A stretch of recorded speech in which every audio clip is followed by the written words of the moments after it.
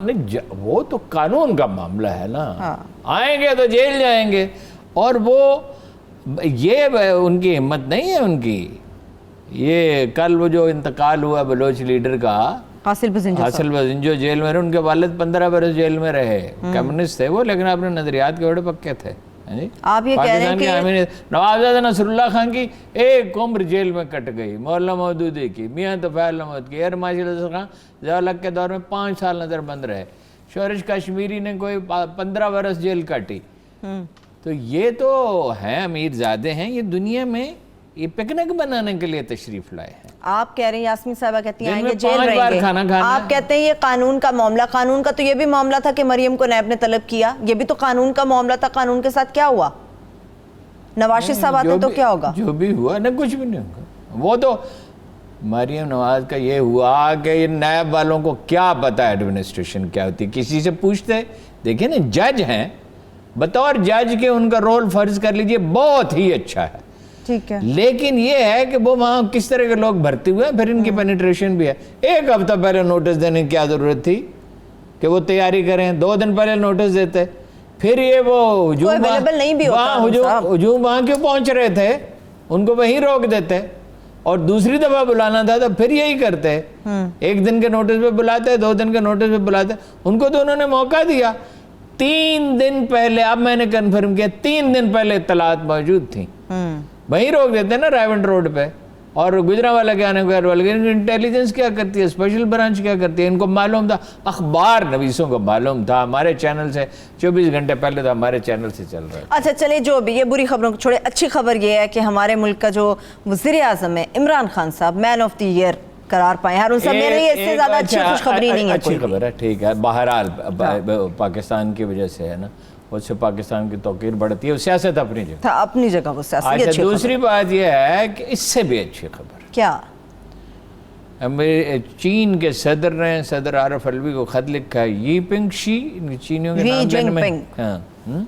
یی جن پنگ, وہ نام میں ہمیشہ ظاہر ہے, چونکہ عادی نہیں ہے چونکہ تو دشواری ہو جاتی. خط لکھا ہے کہ ہمارا تصویراتی تعاون بڑھے گا. اچھا بڑھے گا. میں نے آپ سے کل بھی کہا تھا, مجھے ایسا لگتا ہے کہ نئے دور کا آغاز ہو گیا. شرارتیں بھی بڑھیں گی. ایلیکس ویلز کہہ چکی کئی دفعہ کہ بھائی اس کو چھوڑیں, آنکھیں اور کان چھوڑیں اپنے آپ کو انڈیا کے رحم و کرم پہ گویا چھوڑ دیں, ہم آپ کو بیٹر پیکیج دیں گے. پیکیج کا کیا سوال ہے؟ اور ایک مرحوم اخبار میں سے عباس اطہر, انہیں ایک دفعہ آفر کی گئی کہ ایڈیٹر کا عہدہ چھوڑ کے ایک دوسرے اخبار سے وہ کالمسٹ ہو جائیں. انہوں نے کہا کوئی SHO تنخواہ کے لیے کبھی مقرر لگا ہے؟ ایسا بھی کبھی دنیا میں ہوتا ہے؟ میں ایک اخبار کا ایڈیٹر ہوں, اور بڑا خوبصورت فکرہ انہوں نے کہا تھا, وہ انہیں زیب بھی دیتا تھا کہنا. انہوں نے کہا میرے ہتھے چڑھ جائے کوئی جرائم پیشہ سیاستدان, میں 4 کالمی سرخی کے نیچے دے کے مار ڈالتا ہوں اس کو. ہاں جی, مجھے آپ کالمسٹ بنانا چاہتے ہیں؟ ہاں جی. تو بھائی یہ کیا صرف یہ کہ پیسے ہی سب کچھ ہے؟ ہماری آزادی کی کیا جاؤ لگ کا, کاش وہ انٹرویو کا ٹکڑا میں ہمیشہ بھول جاتا ہوں. دیکھا جب امریکی جرنلسٹ سے وہ کہتا ہے, اور اس کی آنکھوں میں ایسی چمک ہے اور چہرے پہ اس دن اس کے نور ہے, اس لیے کہ وہ بات اس دن سچی کر رہا ہے.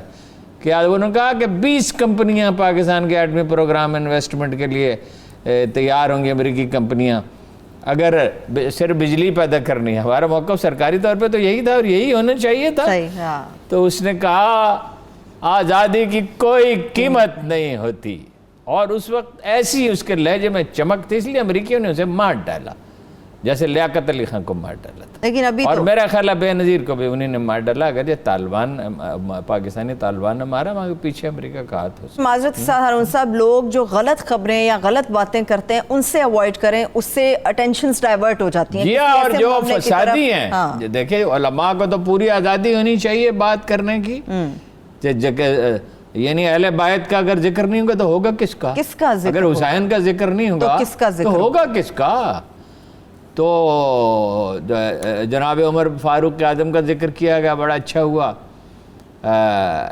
یہی تو وہ لوگ ہیں کہ جن کا ذکر کرنا چاہیے. کرم اللہ وجہ رسول اللہ نے فرماتے کہتے جس کا علی مولا, جس کا میں مولا ہوں, علی بھی اس کا مولا. یا یہ فرمایا کہ علی جس کا مولا میں بھی اس کا مولا. اور یوم خیبر کو کہا تھا کہ آج اس کو شمشیر دوں گا جو اللہ اور اس کے رسول سے محبت کرتا ہے، اور اللہ اور اس کا رسول بھی اس سے محبت کرتے ہیں. ہاں جی، کیا کہا اقبال نے، در خیبر کو اکھاڑا کس نے. ہاں جی، تو دیکھیے بڑی فضیلت ہے. تو اس دن کوشش کی جائے گی، یہ کامن سینس کہتی ہے. مہاتیر محمد والا کا بات کھل جائے گی نا، اور ترکی کے خلاف بھی سازش پوری ہو رہی ہے، چھوٹی چھوٹی خبریں آ رہی ہیں اور ویسٹرن میڈیا اس کے خلاف لگا ہوا ہے. لیکن اگر احتیاط، قطر میں بھی ہو سکتا ہے، گڑبڑ ہو سکتی ہے اگر احتیاط کی گئی. دیکھیے ایک تو ہے جنرل پالیسی کا معاملہ، عرب اپنا جو بھی چاہے فیصلہ کریں. عمران خان نے بالکل ٹھیک کہا، ہم کون ہیں انہیں ڈکٹیٹ کرنے والے. وہ جس سے ہمارا ان کا ماضی کا رشتہ بہت اچھا رہا، اب بھی سب دروازے کھلے ہونے چاہیے. ٹھیک ہے، ڈاکٹر ساری نے کہا تم نے کشمیر کے لیے کیا کیا، پاکستانی قوم نے، پاکستانی حکومت نے، ہم سے گلہ کرتے ہو، تو بات اس کی ٹھیک ہے. بات یہ ہے کہ وہ اپنے عرب اپنی ضرورتوں کے مطابق، اپنے مفادات کے مطابق اپنے پالے، ہمیں کوئی تلخی کرنے کی ضرورت نہیں ہے. لیکن اپنی سیکورٹی کے معاملے باڑ لگ جائے گی انشاءاللہ ایران کی سرحد پہ بھی اور اس سرحد پہ بھی، اور سمگلنگ انشاءاللہ بند ہو جائے گی یا بہت کم ہو جائے گی، سنبھل جائیں گے. اور پاکستان کے لیے آنے والے دن بہت تابناک ہو سکتے ہیں. دیکھیے مریض کو احتیاط کی پرہیز کرنی ہوتی ہے. جتنی ایک مرحلہ ہوتا ہے، میں ایک مریض کو جانتا ہوں جو 100% صحت یاب ہو گیا تھا، اس سے کہا گیا تھا کہ ہلنا نہیں، حرکت نہیں کرنی. اسے سلو پوائزننگ کی گئی تھی اور ایک امریکی ادارے نے کی تھی. اچھا چلے، لیکن پھر اسے حرکت میں آنا پڑا مجبوری سے. اگر تو احتیاط کے ساتھ چلیں، it's a historical opportunity, I tell you, historical, تاریخی واقعہ موقع ہے کہ اس کو بحرانوں میں مواقع ہوتے ہیں، اور وہیں سے نکلنے والا ہی مرد مجاہد کہلاتا ہے. دیکھیے نا، جب تاتاری یلغار کر رہے تھے تو اسی سے رکن الدین بیبرس ابھرا تھا. اس نے مغلوں کو شکست دی، اس نے صلیبیوں کو شکست دی، اس نے اسماعیلی فتنے کا سدباب کیا. اس نے تاریخ کی 10 بڑی جنگوں میں سے 2 جنگیں جیتی، اور یہی تاریخ رقم کرنے کا وقت. یہی قائد اعظم نے بھی بدترین حالات میں یہ ملک بنایا تھا. ٹھیک ہے، اپرچونٹی بڑی ہے، خوشخبری انشاءاللہ بہت ہے، انشاءاللہ امید بھی اچھی رکھنی چاہیے. بالکل، ایک چھوٹی سی بریک کی طرف چل رہے ہیں. جب بریک سے واپس آئیں گے تو ادویات کی قیمتوں کے حوالے سے گفتگو ہوگی، مقبوضہ کشمیر کے حوالے سے گفتگو ہوگی، مگر اس کے ساتھ ساتھ پی ٹی وی پاکستان کے نیشنل ٹی وی سے متعلق بھی خاص گفتگو ہوگی. ہمارے ساتھ رہیے.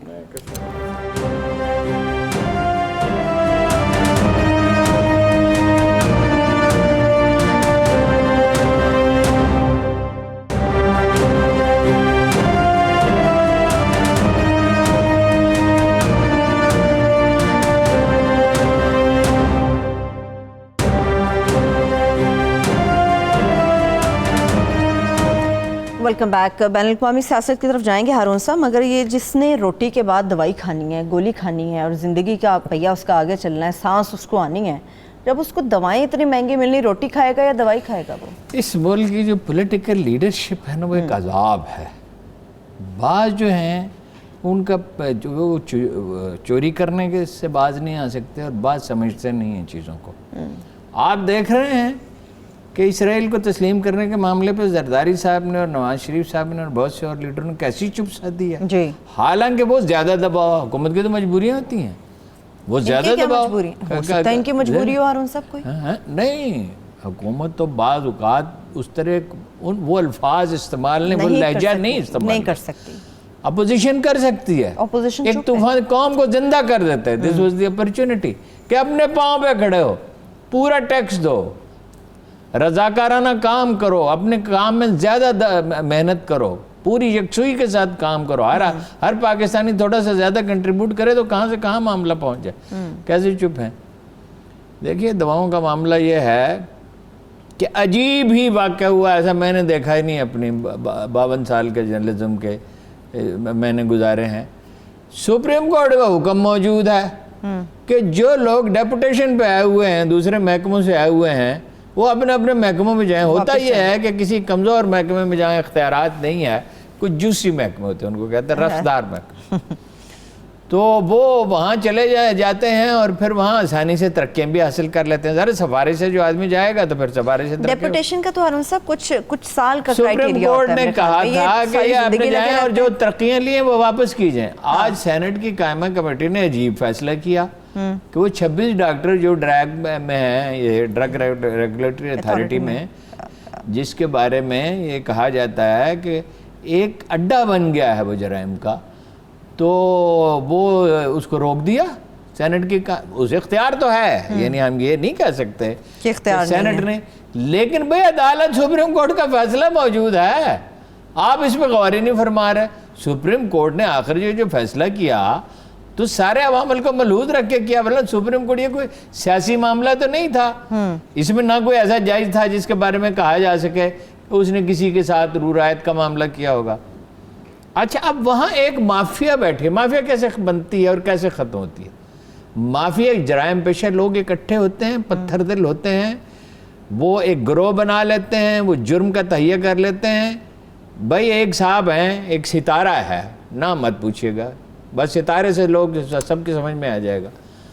وہ اس نے سارے لوگ رکھے ہوئے ہیں اور 4000 دعائیں, 400 تو دعائیں آپ کو پتا ہے شیمپو منگواتے رہے انڈیا سے جان بچانے. شیمپو سے جان بچتی ہے, یہ پہلی دفعہ پتہ چلا. اس میں منافع زیادہ ہوگا. اچھا, اب کوئی ہزاروں دعائیں, انلسٹمنٹ ایک نقطہ نکال لیا ہے, ہزاروں کو بعض لوگ کہتے ہیں 20,000 دعائیں جو ہیں وہ انڈسٹری فہرست میں ڈال دی ہیں. ان کی قیمت کا تعین ہی نہیں ہے. 100 روپے کی قیمت 5,000. ایک آدمی جو ہے جو مریض ہے وہ تو مجبور ہے, وہ تو کھائے گا. خربوں روپے کھائے جا رہے ہیں. یہ آدمی واپس جانے چاہیے. قائمہ کمیٹی سے بہت مؤدبانہ التماس ہے, پارلیمنٹ جو ہے اس کا احترام ملحوظ رکھنا چاہیے, اس کو ریکنسیڈر کریں.